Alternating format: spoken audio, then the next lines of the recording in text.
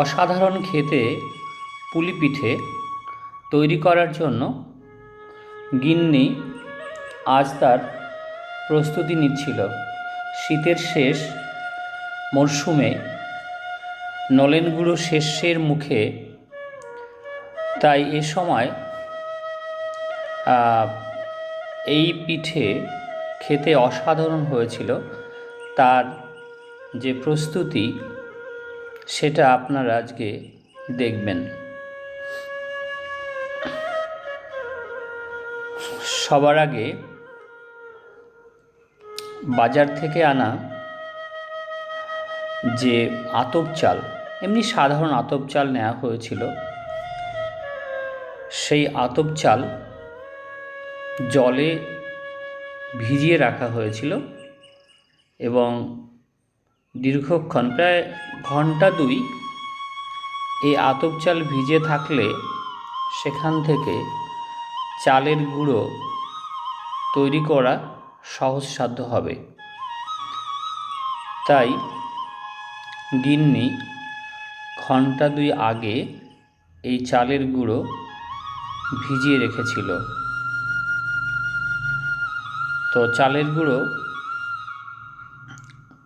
ধীরে ধীরে সুন্দর করে গুছিয়ে তুলে নেওয়া হলো। তার পাশাপাশি কড়াইতে আমুল দুধ জাল দেওয়া হচ্ছিল।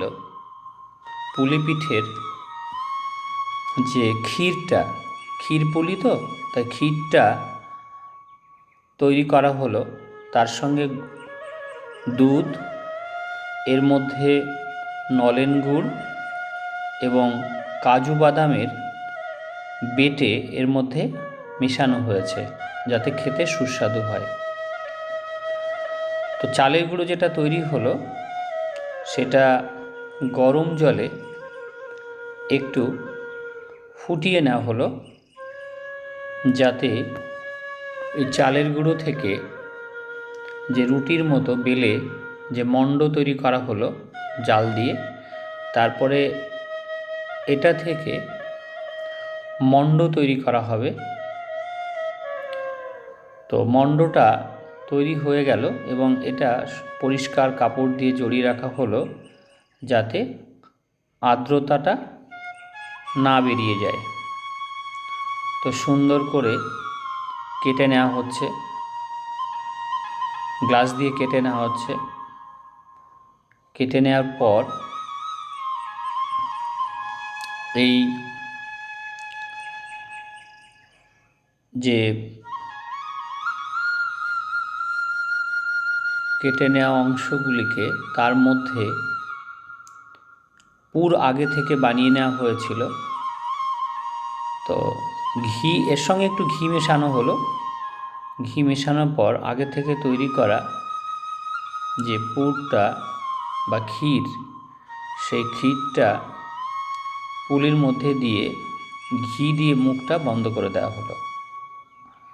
সমস্ত পুলিগুলো ধীরে ধীরে এইভাবে তৈরি করা হলো।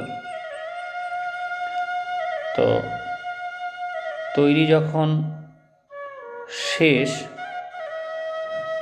তখন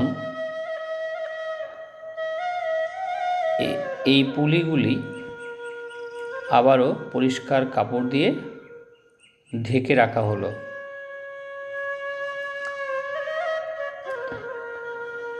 কাজু বাদাম ঘিয়ে ভেজে নেওয়া হচ্ছে। কাজু বাদাম ঘিয়ে ভেজে এটা সুন্দর করে পেস্ট করা হবে। সেই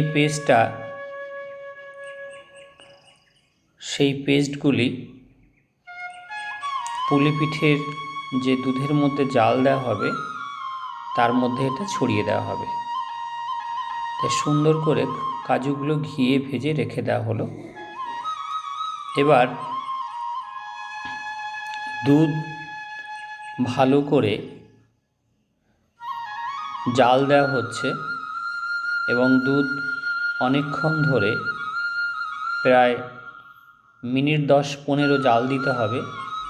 আর তার সঙ্গে বাজার থেকে আনা,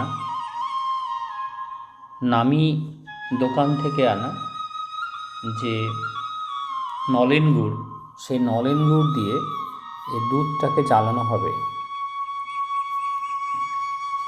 তার মধ্যে আগেই বলেছি যে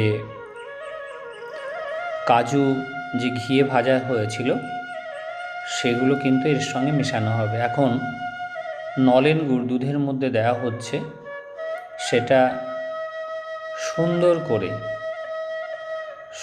করে জাল দেওয়া হলো এবং যখন ঘনত্ব বেড়ে গেল, দুধের ঘনত্ব যখন বাড়ল,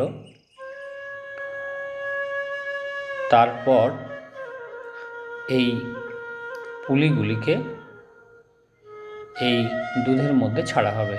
এর সঙ্গে একটা এলাচও ডাস্ট করে, এলাচের যে বীজ থাকে সেই বীজটা কিন্তু এই দুধের মধ্যে দেওয়া হবে যাতে সুস্বাদু হয় খেতে। দেখতেই পাচ্ছেন পুলিগুলো, দুধ ফুটছে, ঘন হয়ে গেছে দুধ, নলেন গুড় মেশানো দুধ, তার সঙ্গে এই পুলি পিঠেগুলো ধীরে ধীরে গরম দুধের মধ্যে ছেড়ে দেওয়া হলো। দ্রুত গতিতে ছাড়লে কি হবে, ওই মুখটা খুলে যেতে পারে, তাই কিন্তু ধীরে ধীরে ছাড়া হচ্ছে। তো আপনারা সমস্ত প্রক্রিয়াটা দেখলেন। আমাদের সঙ্গে থাকার জন্য যারা যারা দেখলেন সকলকে অসংখ্য ধন্যবাদ জানাই। আপনারা সঙ্গে থেকেছেন, তার জন্য সকলকে কৃতজ্ঞতা জানাই। ধন্যবাদ।